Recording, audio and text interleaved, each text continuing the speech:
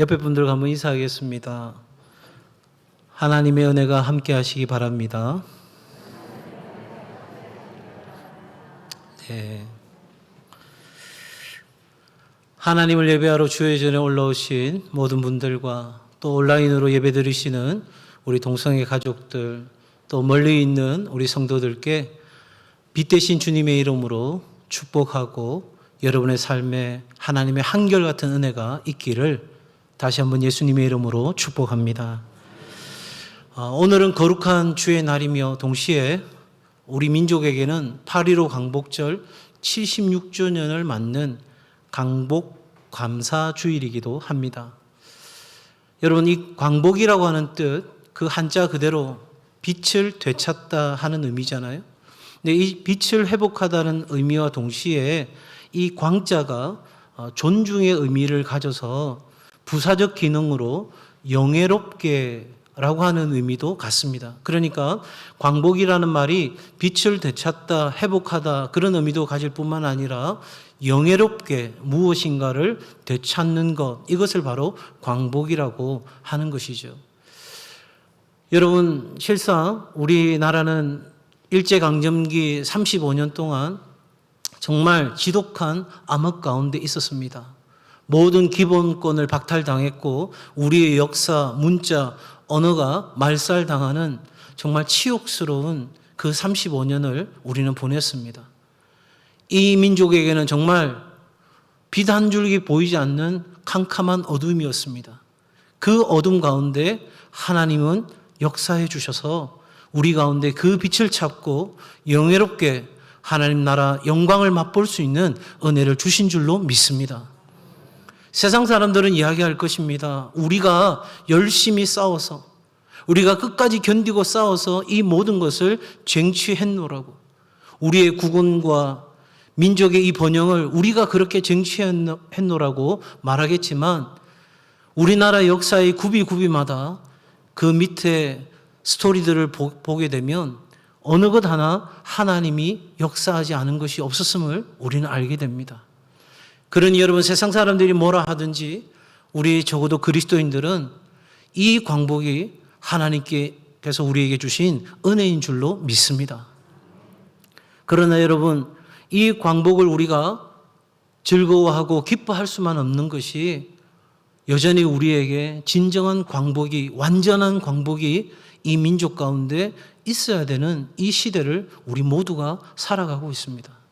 무엇보다 우리의 참된 빛이 되신 예수 그리스도가 이 민족 가운데 정말 영광 받으시는 그 완전한 광복이 이루어지는 날까지 하나님은 저와 여러분을 사용하기 원하시고, 우리의 삶의 존재 목적이 이 땅에 그 완전한 광복이 이루어지는 그 날을 위해 온 세상 열방이 그 참된 빛을 발견하는 그날까지 우리의 삶은 쉬지 않고 달려가야 될 인생인 줄로 믿습니다. 그런 의미에서 여러분, 하나님은 우리에게 이 세상을 섬기는 삶, 이 세상을 책임지는 삶으로 불러주셨습니다.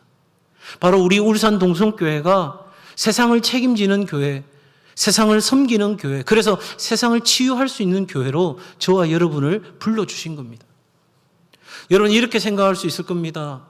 아니, 목사님, 저는 제 한 몸 건사하기도 어려운데, 나 하나 책임지기도 어려운데 누구를 책임지며 더 나아가서 민족을, 세계 열방을 책임지라고요?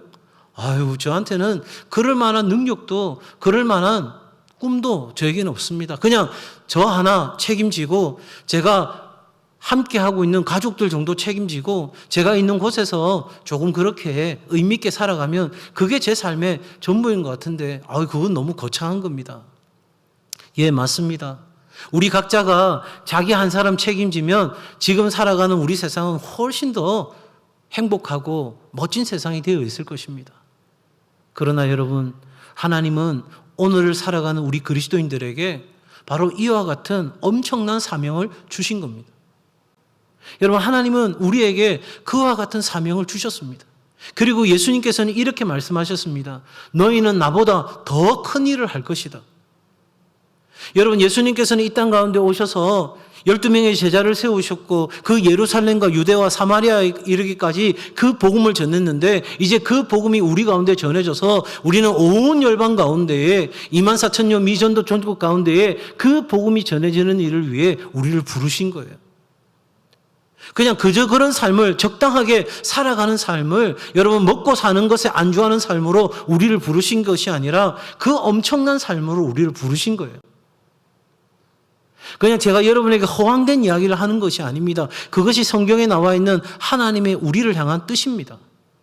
아멘? 아멘 하셔야죠. 하나님의 뜻이라니까요.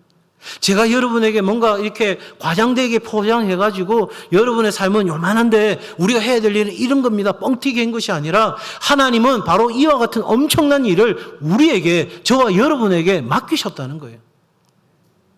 세상에 큰 교회도 많고 우리보다 건물도 훌륭한 교회도 많고 재정적으로 여유도 있는 교회도 많지만 적어도 우리 울산 동성교회에게 그 세상을 책임지는 교회, 섬기는 교회, 치유하는 교회로서의 역할을 하도록 우리를 불러주셨다 이 말입니다.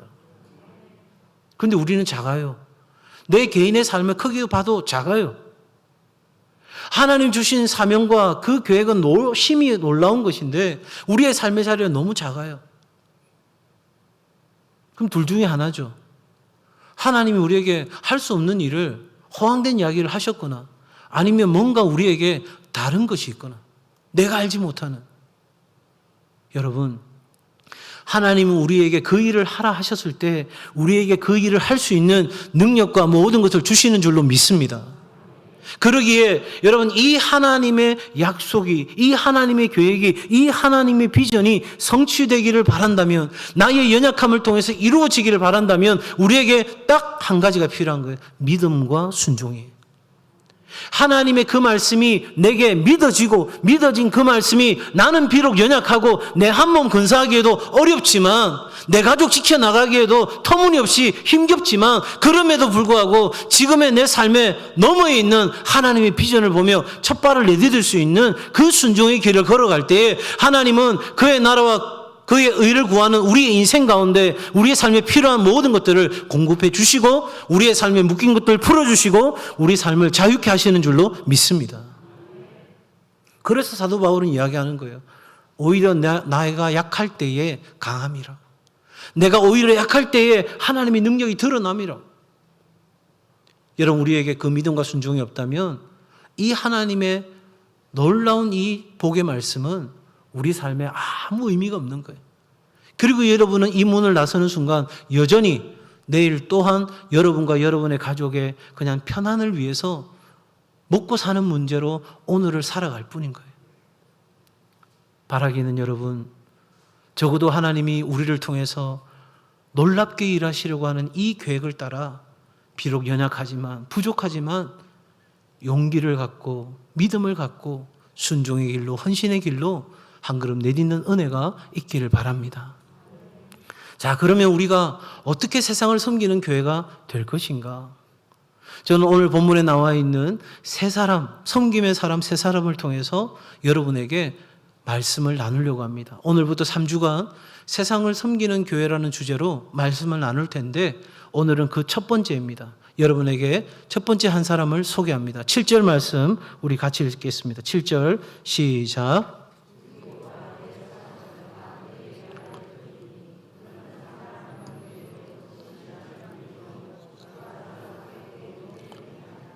아멘.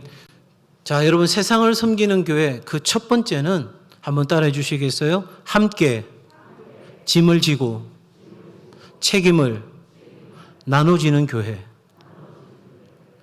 자, 여러분, 오늘 두기고라고 하는 한 사람을 여러분에게 소개합니다. 자, 여러분 옆에 분들과 한번 인사 나눌 때에 당신은 두기고이십니다. 인사 나누겠습니다.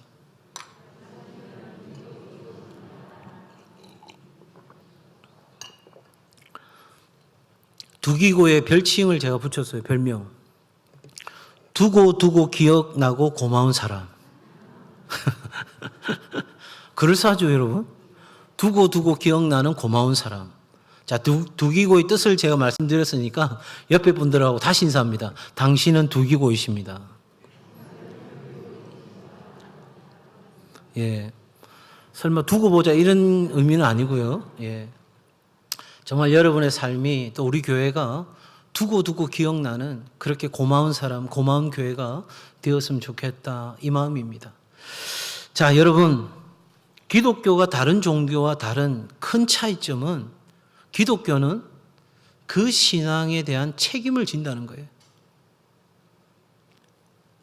왜 세상이 이 기독교를 가리켜서 뭐 개독교다 욕하고 교회를 향해서 그렇게 너희들이나 똑바로 믿어라 그렇게 이야기할까요? 교회는 지금까지 교회가 선포한 대로 살아내어 온 것입니다. 그것이 교회의 힘이었어요. 그래서 공권력도 이 교회의 거룩한 곳으로 들어올 수 없는 그런 날들이 있었어요. 그러기에 세상은 그 모습을 다시 보고 싶은 거예요. 여러분, 앞서 말씀드린 것처럼 나 하나 책임지는 것도 어려운데 어떻게 세상을 책임지냐고요? 여러분, 예수님이 그렇게 사셨기 때문인 거예요. 예수님께서 우리를 사랑하셔서 갑 중에 갑이신 그분이 을 중에 을인 인간이 되셔서 이 낮고 낮은 땅에 오셨고 우리를 향한 사랑에 대한 책임을 지시기 위하여 우리가 아직 죄인 되었을 때 십자가의 죽으심으로 우리에 대한 사랑을 확증해 보여주셨고 그 사랑에 대한 책임을 지신 거예요. 여러분, 우리가 기독교인이 된다, 그리스도인이 된다고 하는 것은 다른 것이 있지 않아요. 예수 그리스도를 따라간다는 거예요. 그래서 초대교회 성도들을 가리켜서 세상의 사람들이 붙여준 이름이 그리스도인인 거예요. 우리는 그리스도인입니다 이렇게 말한 것이 아니라 세상 사람들이 저 사람들은 그리스도인이야, 예수 그리스도를 따라가는 예수쟁이들이야 그렇게 이야기한 거예요. 왜? 예수님의 삶의 목적이 저들의 삶의 목적이 되었고 예수님의 삶의 방식이 저들의 삶의 방식이 되었고 예수님의 삶의 태도가 그들의 삶의 태도가 되었기에 저들은 그리스도인이다 이렇게 부른 거예요. 여러분, 우리가 싫든 좋든 그것이 감당하기 어렵든 쉬운 문제든 상관없이 여러분 적어도 오늘 우리가 그리스도인 되었다, 예수를 믿는다 했을 때는 우리는 우리의 신앙에 대해서 하나님의 마음으로 이 세상에 대한 책임을, 이 세상에 대한 섬김을, 이 세상을 치유하는 그 삶으로 부르셨다는 것을 우리는 믿음으로 고백해야 하는 것입니다. 여러분, 오늘 본문에 나오는 두기고는요, 바울과 함께 종되었다 이렇게 이야기하고 있어요. 무슨 말입니까? 함께 종이 되어서 이 바울의 짐을 함께 나누어 졌다는 것이죠. 지금도 이 바울이 골로새 교회에게 전하고 싶은 위로의 마음이 있는 거예요. 위로의 말이 있는 거예요. 그걸 누구에게 부탁합니까? 두기고에게 부탁하는 거예요.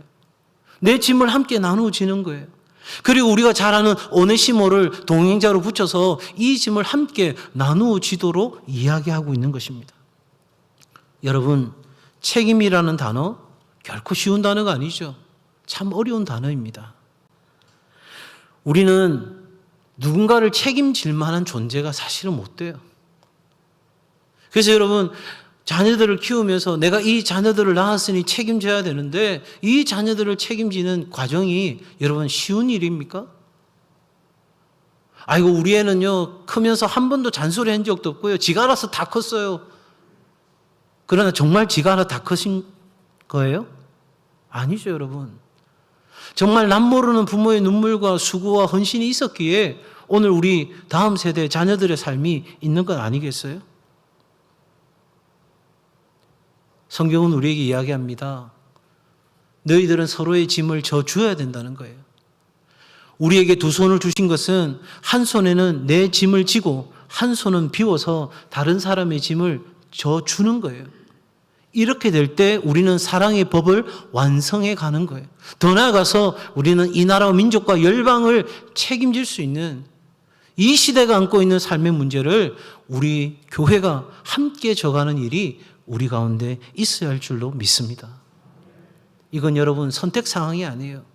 아이고, 그냥 목사님들이나 선교사님들이나 교회 장로님들이나 신앙생활 오래 하신 분들이나 그렇게 해야 되지 아니에요, 여러분.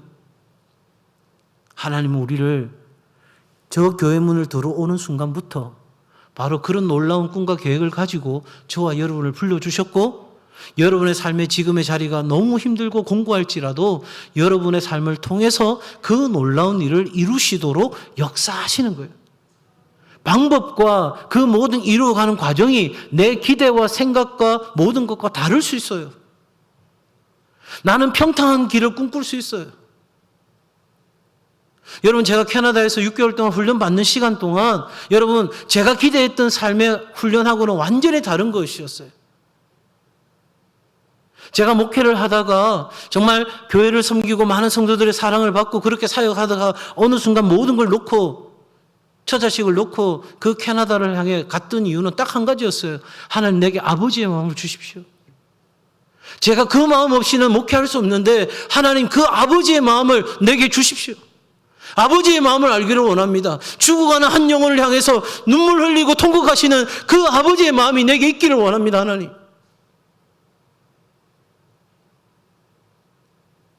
그래서 100일밖에 안 된 아이, 가족들 그냥 방 한 칸에 짐하고 다 쏟아놓고 저는 훌쩍 떠난 것이었습니다. 그런데 그 6개월의 훈련의 시간은 제 기대하고는 완전히 달랐어요. 오해받는 일도 생겼고요. 억울한 일도 생겼고요. 좋은 차 길거리에 차를 세우고 거기서 잠을 자야 하기도 했고요. 그런데 마지막 날 캐나다 교회에서 원주민들과 사역하고 그 마지막 날 교회 식당의 테이블 위에서 잠을 자는데 마치 한 편의 드라마처럼 한 사람이 하나님의 아버지의 마음을 알기를 원해 길을 떠났습니다. 그러면서 그 모든 여정을 쭉 하는데 맨 마지막 저에게 이 고백을 하게 하신 거예요. 그 모든 시간은 제가 기대한 것과 생각한 것과 바라고 소망한 것과는 완전히 달랐습니다. 그러나 하나님은 그 모든 것을 통해서 제가 그토록 원했던 아버지의 마음을 알게 하셨습니다. 사랑하는 성도 여러분, 우리는 오늘 이 시대에 이 부름 앞에 서 있는 거예요. 적어도 여러분, 우리가 오늘 이 시대에 두기고와 같은 교회, 오네시모와 같은 교회가 될 수 있는 은혜가 있기를 바랍니다. 선택의 문제라 생각하지 마시고 오늘 이 시간 결단의 문제라 생각하시고 여러분의 삶이 어떠하든지 당장에 내 눈앞에 있는 문제를 해결하기에 급급한 내 삶의 현장이 있다 할지라도 그 현장 너머에서 역사하고 있는 하나님을 붙잡고 이 비전 가운데 여러분 부르짖고 나아가면 하나님은 반드시 우리의 삶에 역사하실 줄로 믿습니다. 여러분, 두기고와 같은 교회, 오네시모와 같은 교회가 된다는 것은 첫 번째로 한번 따라 하실까요?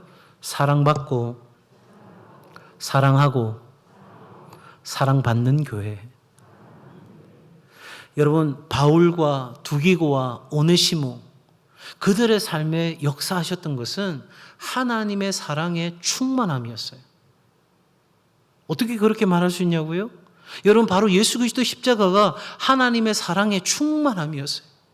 그 예수 그리스도가 나를 위해 죽으셨고 그 예수 그리스도가 부활하셨고 그 예수 그리스도가 오늘 우리에게 이 성령으로 역사하셨으니 그 사랑의 충만함을 받고 난 뒤에는 어떻게 하겠어요?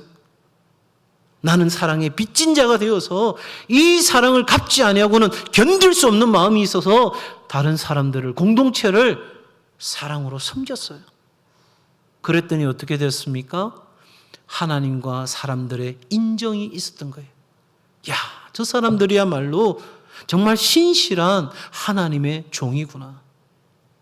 그래서 사람들이 사랑하는, 사랑받는 존재가 되었다는 거예요. 여러분 바라기는 저와 여러분의 삶이 우리 교회가 사랑받고 사랑하고 사랑받는 교회 될 수 있기를 바랍니다. 두 번째로 여러분, 이 두기고는 신실한 사람이었어요. 저는 이 말을 좀 바꾸어서 진정성 있는 사람. 그래서 두기고와 같은 교회, 오네시모와 같은 교회는 진정성 있는 교회입니다. 여러분, 진정성이라고 하는 것은 우리가 가진 믿음과 신념과 실제적 삶이 일치하는 거예요. 여러분, 오늘 이 시대도 이 진정성이라고 하는 것이 얼마나 강조되고 있는지 몰라요. 저는 확신컨대 여기 있는 우리 젊은이들에게, 청년들에게 분명히 말합니다. 여러분들이 진정성 있는 삶을 살아간다면 여러분이 속해 있는 조직에서 여러분을 필요로 하는 일들이 반드시 있게 될 것입니다. 오늘 이 시대는 실력만 있다고 살아남을 수 있는 시대가 아닙니다. 여러분, 오늘 기업이 이익만 낸다고 여러분 그 기업을 우리가 좋은 기업이라고 말하지 않습니다. 그 기업이 얼마나 사회에 공헌할 수 있느냐, 환원하고 있느냐, 이것을 우리는 굉장히 중요한 가치로 여깁니다. 왜 그렇습니까? 단순히 여러분 이익을 내는 기업을 원하는 것, 자기 혼자 잘 먹고 잘 사는 그 사람들이 아니라 기꺼이 자신의 삶을 나눌 수 있는 사람들을 찾죠. 여러분, 무엇보다 진정성을 갖춘다는 것은 다른 것이 아닙니다. 옳은 일을 하고자 하는 동기로부터 그 옳은 일에 대한 열망을 갖고 사는 것입니다. 그러니까 초점부터가, 시작부터가 올바른 동기에서 출발을 하는 거예요. 더 나아가서 그것이 하나님의 뜻이라면 내게 어떤 손해가 오고 희생이 따라온다 할지라도 바로 그 모든 예기치 않는 희생을 각오하고서라도 그 뜻을, 그 선한 일을 성취해내는 것, 이것이 바로 진정한 삶이고 진정성을 갖춘 교회의 모습인 거예요. 여러분, 정말 우리가 여러모로 어려운 시대에 있지만 교회가 선교를 목적으로 해야 된다고 한다면 우리는 기꺼이 우리의 마음을 다하여 그 일을 멈추지 말아야 할 것입니다. 적어도 우리가 이 세상 앞에 진정성 있는 교회로 그렇게 드러나기를 주의 이름으로 축복합니다. 그러나 여러분, 오늘 이 본문의 두 기고의 삶을 설명하면서 마지막에 뭐라고 말합니까? 주 안에서 함께 종되었다는 거예요. 여러분, 방금 말씀드렸던 진정성 있는 교회, 그래서 사랑하고 사랑받는 교회, 그 모든 것들은 다름 아닌 주 안에서, 예수 그리스도 안에서, 예수 그리스도 위에 세워지는 거예요. 여러분, 이 진리 위에 세워지지 않는다면 우리는 사람들의 말에 휘청거리는 교회가 될 것입니다. 그러나 우리가 주 안에 있다면, 그리스도 안에 있다면, 이 그리스도의 진리 위에 서 있다면 세상에 어떤 말이 들려온다 할지라도 우리가 하나님 앞에서 올바른 것이라면 우리는 반드시 그 모든 것들을 이기고 지켜내는 삶을 살게 될 것입니다. 여러분, 주 안에 있는 교회, 그리스도 위에 세워지는 교회, 바로 그런 교회가 세상을 섬기는 교회인 줄로 믿습니다. 자, 그러면 우리가 어떻게 이런 교회를 세워가고 세상을 섬길 수 있을까? 우리가 도대체 무엇으로 세상을 섬길까? 이런 생각이 들지 않으십니까? 내가 세상을 섬긴다? 어떻게? 어떤 특정한 직업? 아니요, 여러분. 먼저는 여러분, 하나님과 사람들 앞에서 끊임없이 우리가 무엇을 할 것인가를 스스로 질문하고 그 질문에 대한 답을 찾아가야 할 것입니다. 저는 어제 이 말씀들을 준비하면서 기도하는 가운데 하나님, 우리가 어떻게 세상을 섬길 수 있을까요? 어떻게 우리가 세상을 섬기는 그런 좋은 교회가 될 수 있을까요?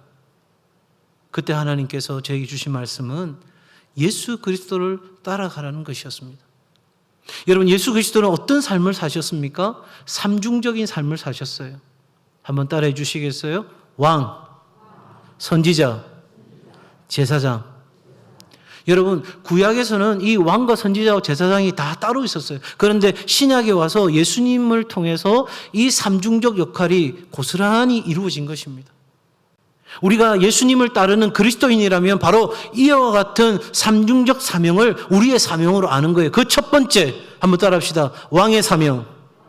한 번 더, 왕의 사명. 여러분, 우리를 왕 같은 제사장으로, 왕의 자녀로, 왕으로 하나님께서 이 시대에 우리를 임명하신 거예요. 여러분, 첫 번째, 이 천지를 창조하시면서 아담과 하와에게 뭐라고 말씀하셨어요? 너희는 이 세상을 뭐하라? 다스리라. 관리하라. 여러분, 그 사명이 우리 가운데 주어진 것입니다. 그래서 여러분, 타락한 이 세상은 로마서 말씀에 보면 하나님의 사람이 나타나기를 기다린다고 이야기했어요. 우리가 이 세상을 하나님의 뜻이 이루어지도록, 하나님의 통치가 이루어지도록 이 세상을 다스리는 거예요. 모든 삶의 영역으로 들어가서 창조 질서, 자연환경, 그 모든 것까지도, 심지어 바이러스까지도 우리는 하나님의 창조 질서 안에 설 수 있도록 여러분, 우리는 이 시대의 그 사명을 감당해 가야 하는 거예요. 더 나아가서 여러분, 우리가 하나님의 자녀 되었을 때 우리가 믿는 그 믿음으로 우리에게 부여된 권세가 하나 있는데, 예수 이름의 권세가 우리 가운데 주어진 줄로 믿습니다.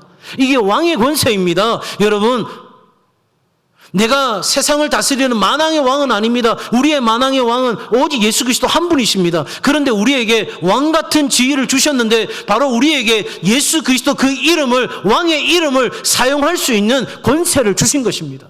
그러기에 이 이름으로 선포할 때에 묶인 것이 풀어지고 결박된 것이 끊어지는 역사가 있게 될 줄로 믿습니다.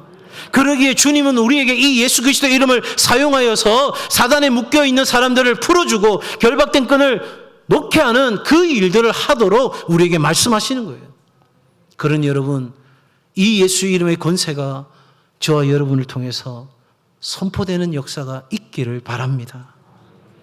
여러분, 걷지 못하는 사람이 걷는 것이든 병든 자가 치유받는 것이든 그거 우리가 하는 거 아니에요. 누가 하시는 거죠? 하나님이 하시는 거예요. 우리는 뭐만 하면 됩니까? 우리에게 준 권세를 사용하여서 예수 보혈의 피, 예수 그리스도의 이름의 권세를 선포하고 나아갈 때, 여러분, 하나님의 뜻이라면, 그리고 우리의 믿음이 있다면 그곳에 반드시 역사가 일어나게 될 줄로 믿습니다. 두 번째, 우리에게 선지자의 사명을 주셨어요. 무슨 사명? 선지자의 사명. 선지자는 무엇을 합니까? 여러분, 하나님의 뜻을 세상에 알리는 사람입니다. 하나님의 통치가 이 땅 가운데 이루어지도록 날마다 주의 뜻을 선포하는 사람이 선지자입니다. 하나님을 떠난 사람들이 죄악된 길에서 돌이킬 수 있도록 우리는 끊임없이 말할 수 있어야 됩니다. 무엇보다 이 시대, 공의를 잃어버린 이 시대에 하나님의 공의가, 하나님의 질서가 이 땅 가운데 세워질 수 있도록 우리는 그렇게 하나님의 복음의 진리 앞에 서서 담대하게 세상을 향해서 무엇이 옳고 그른지를 말할 수 있어야 하는 것입니다. 성도 여러분, 마지막으로 우리는 제사장의 사명을 감당해야 합니다. 제사장의 의미는 다리를 놓는 사람들이라는 의미입니다. 하나님과 세상의 그 끊어진 틈에 서서 그 다리를 놓아주는 제사장의 역할을 우리는 해야 하는 거죠. 그러기 위해 성경은 말합니다. 때를 얻든지 못 얻든지 하나님의 말씀을 전하는 일에 힘을 쓰라고 이야기합니다. 그들이 듣든지 아니 듣든지 주 여호와의 말씀이 이러하다고 전하라는 것입니다. 왜요? 우리에게는 제사장의 사명이 있기 때문입니다, 여러분. 교회가 욕을 먹는 이 시대, 기독교가 개독교라고 욕을 먹는 이 시대, 때를 얻지 못한 이 시대에도 여전히 우리는 말씀에 순종하여 하나님의 말씀을 내 삶의 자리로부터 시작하여서 온 열방 가운데 전하는 일을 우리는 멈추지 말아야 하는 것입니다. 여러분, 그 일은 우리에게 후순위로 밀릴 수 있는 성질의 것이 아닌 겁니다. 더 나아가서 여러분, 십자가는요, 수직적 관계만 있는 것이 아닙니다. 수평적 관계가 함께합니다. 그러기에 우리가 제사장이 된다는 것은 사람과 사람 사이에 나누어진 틈에 서서 화해자가 된다는 것입니다. 중재자가 된다는 것입니다. 피스메이커가 된다는 것입니다. 여러분, 성경도 말씀하잖아요. 다른 형제와 화해하지 않은 것이 생각나거든 그것부터 해결하고 하나님 앞에 예배하라는 거 아닙니까? 그만큼 하나님은 우리가 하나 되는 것, 우리 안에 하나님 앞에 막힘이 없는 것을 바라시는 것이죠. 여러분, 우리의 물질, 우리의 지식, 우리의 어떠한 것으로 여러분 세상을 책임질 수 있는 것이 아닙니다. 얼마나 돈이 있어야 세상을 책임질까요? 빌 게이츠가 그렇게 많은 돈으로 많은 사람을 돕지만 여러분 정말 세상을 책임질 수 있습니까? 아닙니다, 여러분. 하나님은 세상의 정치가나 경제인을 통해서 역사하는 것이 아니라 기도하는 한 사람의 기도를 들으시고 세상의 역사를 주관해 가시는 줄로 믿습니다. 그러기에 여러분, 하나님 없는 한 국가보다 하나님을 믿는 한 사람의 기도가 위대한 법입니다. 이건 제 이야기가 아니라 하나님이 세상의 질서를 그렇게 이루어 가시겠다는 거예요. 그러니 여러분, 오늘 우리의 삶의 자리에서 정말 세상을 섬기는 교회, 그래서 두기고와 오네시모 같은 그런 교회, 사랑하고 사랑받는 교회, 진정성이 있는 교회, 무엇보다 주님 안에 세워진 교회로 왕의 사명과 선지자의 사명과 제사장의 사명을 감당함으로 세상을 섬기고 세상을 책임지고 세상을 치유해가는 그런 선한 일꾼들이 되시고 우리 교회가 되기를 주의 이름으로 축복합니다. 기도하겠습니다. 하나님 아버지, 이 시간 우리의 마음을 다하여 기도합니다. 긍휼이 풍성하신 하나님 아버지, 사망의 권세를 풀어주시고 사탄의 결박에서 자유하게 하심에 감사를 드립니다. 하지만 저희들은 받은 은혜를 쉽게 망각하고 살아갑니다. 하나님의 크신 섭리 안에서 어렵게 되찾은 국권과 자유를 소중하게 생각하지 못하고 또다시 개인의 사욕과 당리당략에 사로잡혀 살아가고 있는 이 백성들을 불쌍히 여겨 주옵소서. 우리 믿음의 선배들이 날마다 구국의 재단을 쌓으며 기도하던 그 아름다운 전통도 잊어가고 있습니다. 정치와 경제와 문화와 교육과 사회의 모든 분야에서 하나님의 뜻을 이루는 공의가 사라져가고 있습니다. 베푸신 은혜를 잊고 진리와 공의를 떠나 살고 있는 저희들을 용서하여 주옵소서. 바라옵기는 다시 한번 이 땅의 교회와 성도들에게 은혜를 베푸셔서 세상을 책임지는 교회, 세상을 섬기는 교회 되어 세상을 치유해갈 수 있도록 하나님의 능력과 지혜와 은혜를 베풀어 주옵소서. 예수님의 이름으로 기도 올려옵나이다. 아멘.